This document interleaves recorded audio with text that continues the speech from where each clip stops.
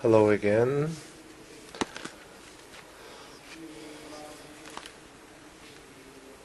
Estegül was talking about off-label use in FDA, and now I'm going to talk about polypharmacy in psychopharmacology.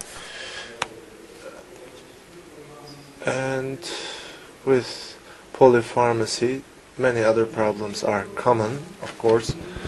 Let's start with the definition of polypharmacy. As you know, despite that clinical guidelines recommend monotherapy, in the clinic it's quite common to see combined treatments. Also, they are known to increase treatment efficacy.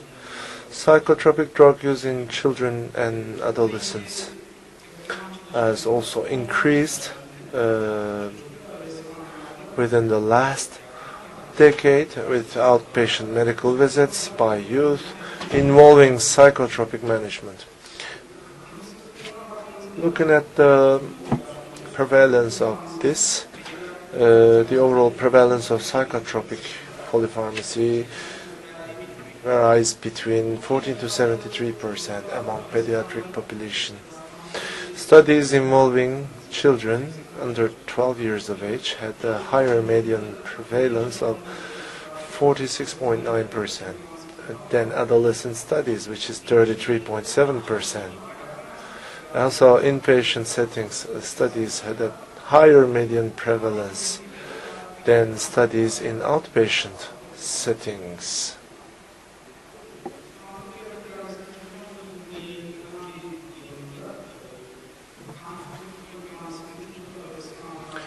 Here is a study from Pharmacotherapy 2014. It's titled Antipsychotic Polypharmacy in Children and Adolescents.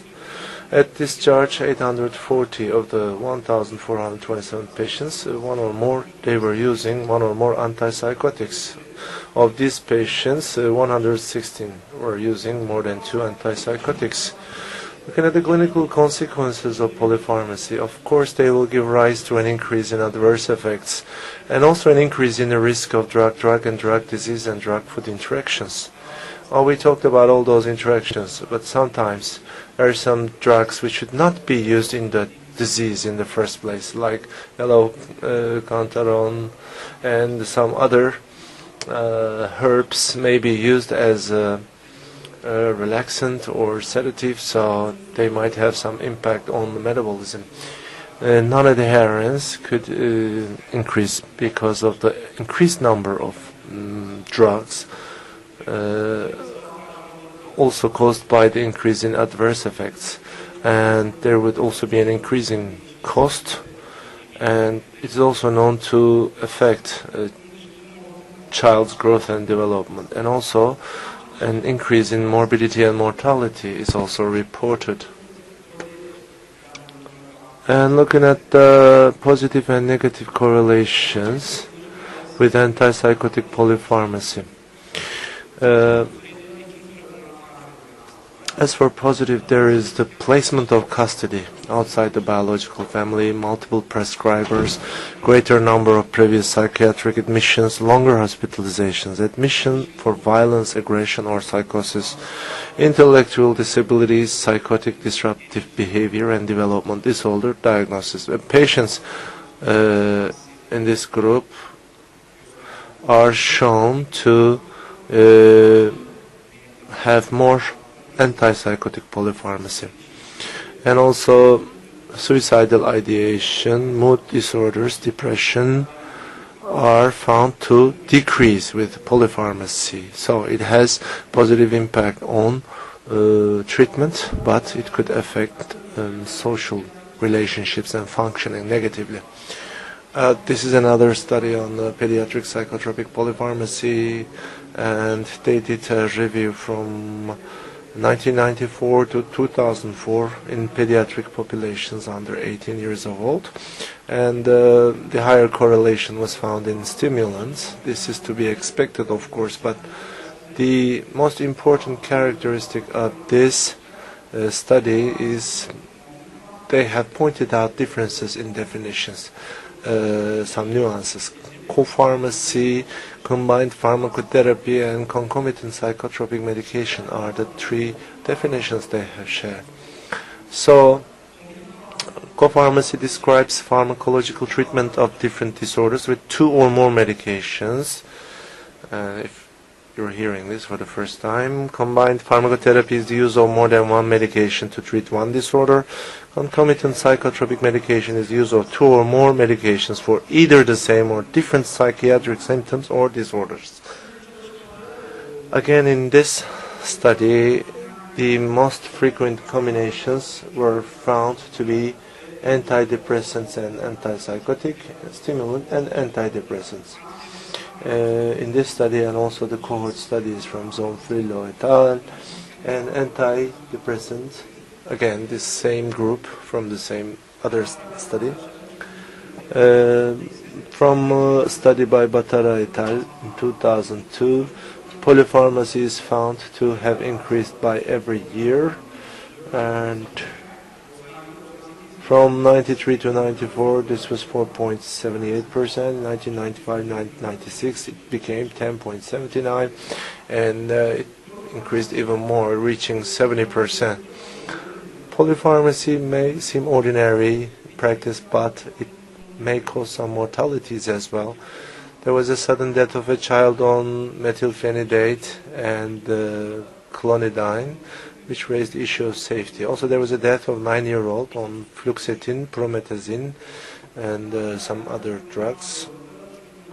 In the European Heart Journal, there was a study on psychotropic medications and the risk of sudden cardiac death during an acute coronary event.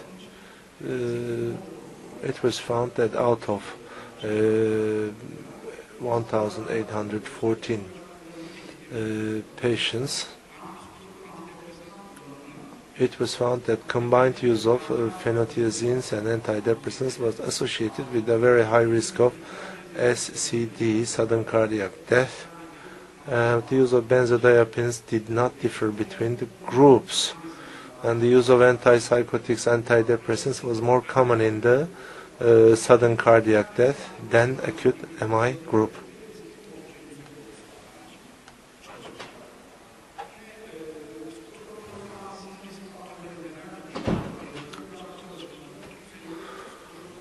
Here is another study on risk factors of psychotropic polypharmacy in treatment of children and adolescents with psychiatric disorders.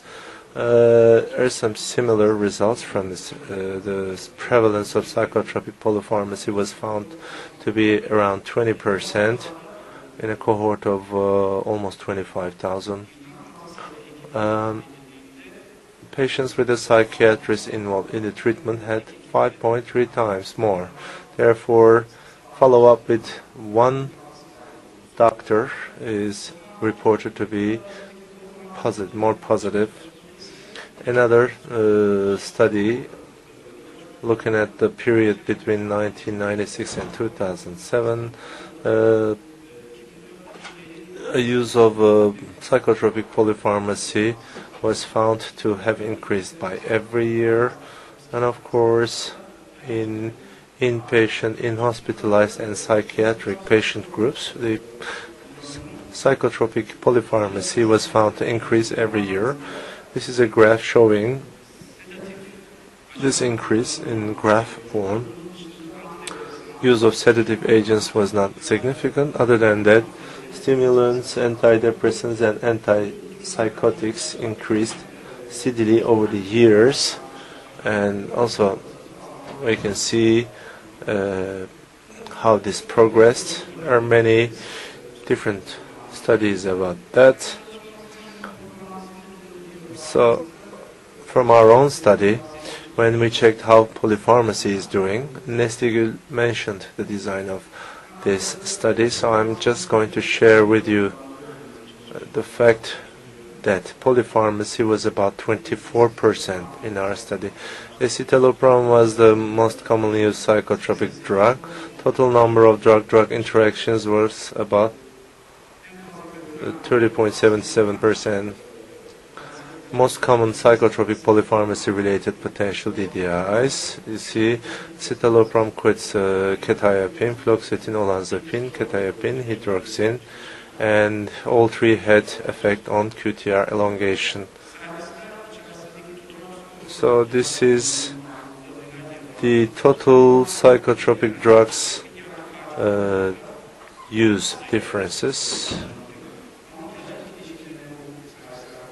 Looking at different departments, we find that 7 or 8 patient drug interactions are found per each patient. So it's not just about interactions between two psychotropic drugs, and that we should also monitor any possible interactions between the antipsychotics and the other drugs used by the patients. And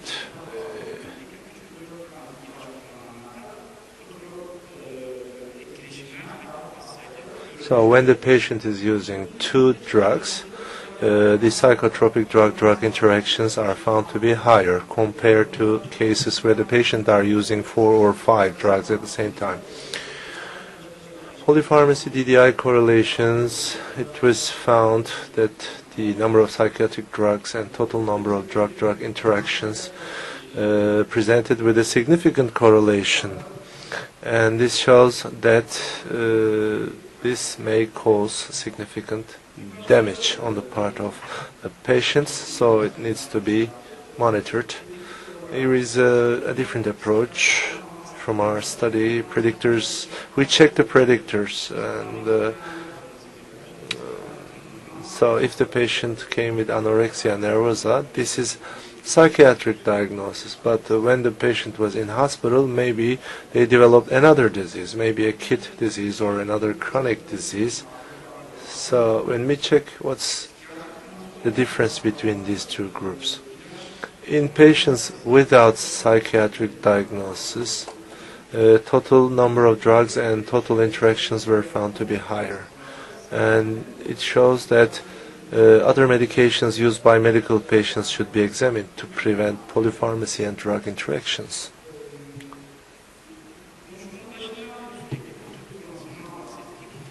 And we talked about QT elongation from the beginning of this presentation, and I'm going to give you a best example of this from Journal of Clinical Psychopharmacology.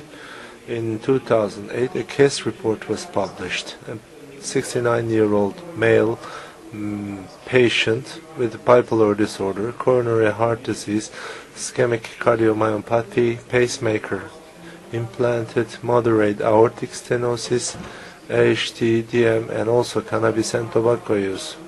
The patient displayed significant non-adherence to his cardiovascular medications, and he was using fluoxetine, fluphenazine, amiodarone, digoxin, potassium, clopidogrel, and carvedilol. The ECG showed polymorphic ventricular tachycardia, and when they checked the lab results, protonin was high, and the other troponin was high, the other readings were normal, and hyperactive delirium developed early in hospital course during ICU stay. After 5 mg olanzapine, 2 oral doses, they did another ECG, and they saw that QT went up to 722. So they stopped olanzapine, fluoxetine, and fluphenazine. They started lorazepam, and so they saw a significant decrease in QT. So we can give this kind of practical